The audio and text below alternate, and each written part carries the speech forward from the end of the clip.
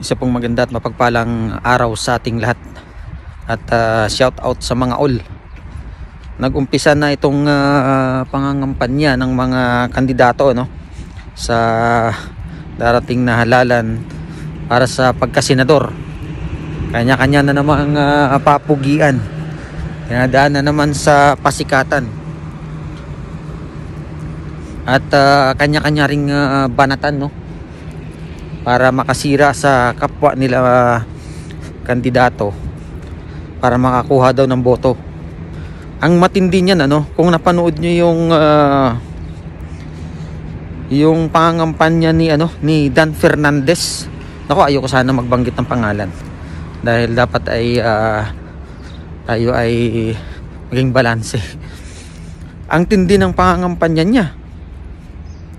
Talagang sinabi niya ng diretsahan na pag ako ay inyong sinuportahan ay makakatanggap kayo ng pera. Grabe, ang tindi. Sabi ko nga, ngayon pala ako nakapakinig ng ganyang pangangampanya na talagang sasabihin niya na bibigyan ko kayo ng pera. Di ba yan yung vote buying, di ba?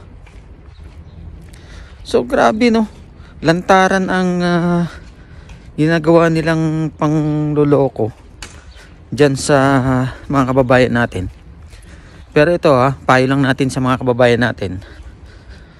Pagka may isang kandidato na gumawa ng ganyan, tanggapin nyo na lang kahit hindi siya ang inyong iboboto, dahil pera ng taong bayan yan, pera nyo rin yan, pera natin lahat.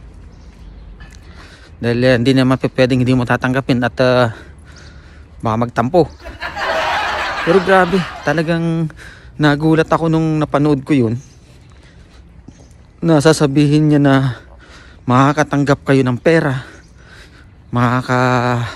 uuwi kayong hindi luhaan.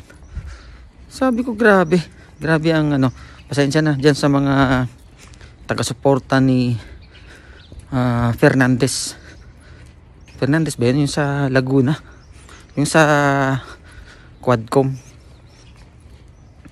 at sa mga iba pang mga kick-off rally daw ang tawag nila dun. Talagang ang dami na naman nilang sinasabi. Pangako na naman, pangako ng pangako. Pero sa ngayon siguro palagay ko hindi na nila maluloko yung taong bayan, no? Dahil alam na ng taong bayan sino dapat ang kanilang bobotohin. Sa ngayon kasi ang hirap ng mamili, pero wala tayong magagawa. Kailangan nating mamili ng mga tao na para manguna o manungkulan para dyan. Dahil kung wala namang ganyan ay hindi rin tatakbo ang ating inang bayan. So ang magagawa na lang natin dyan ay piliin ng maigi. Kung may sablay man ay sasablay ng konti. Kasi wala namang perfecto dyan pagdating sa politics.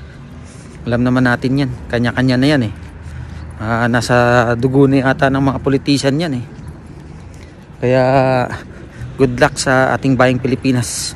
Pagpalain nawa ang ating bayang Pilipinas at ang bawat isa. God bless everyone.